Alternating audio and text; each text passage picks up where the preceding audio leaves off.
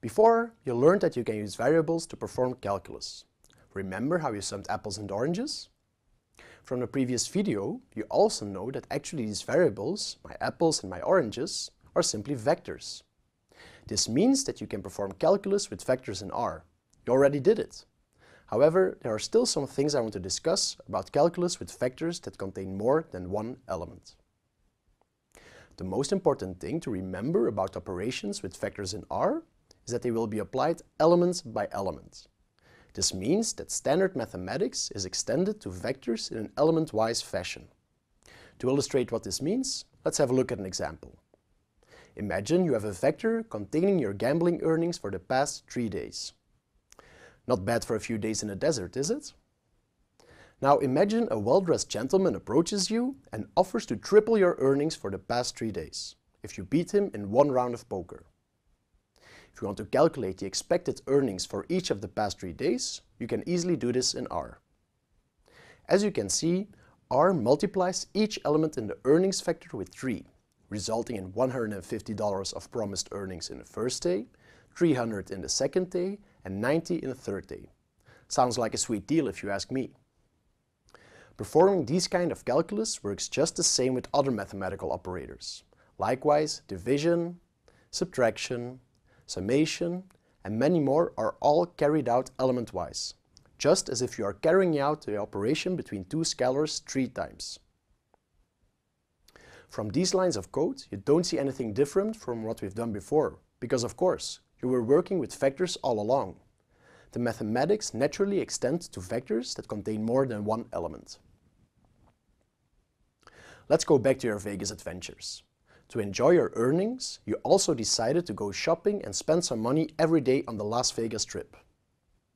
You recorded a vector of expenses.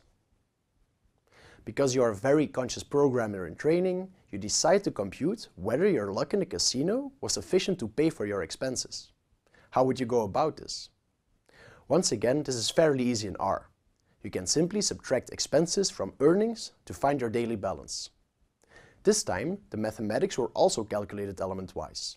The first element of expenses was subtracted from the first element of earnings, the second element of expenses was subtracted from the second element of earnings, and so on. It seems that for days 1 and 2 you're on the positive side, while on day 3 you spent more than you earned. Also here, the operations between two vectors that contain more than one element each naturally extend in an element-wise fashion. Have a look at these 3 examples. Pay attention here. Multiplication and division in R are different from the traditional matrix and vector calculus, where the multiplications of two vectors can result in a single scalar or a matrix. A last question you might ask yourself is how your bank account progressed overall after these 3 mad days in City of Sins. You can save the previous calculation in a new vector called bank and use the sum function on it to calculate the sum of all its elements. Wow, that was pretty close. You still managed to make a $30 profit in Vegas. That's quite an accomplishment. Instead of subtracting expenses from earnings to compare them, which gives you positive and negative numbers, you could also use relational operators to know when your earnings were higher than your expenses. You can use the greater than operator for this. This operator compares the numbers in the vectors element-wise. The result is a vector of trues and falses. On days 1 and 2, your earnings exceeded your expenses, so the corresponding elements are true. On the last day, you spent more than you earned, so the result is false. There are much more relational operators, but that's something for the intermediate R course. For now, you know enough about vector calculus to do some Vegas accounting. Hopefully they can help you to earn some cold, hard cash.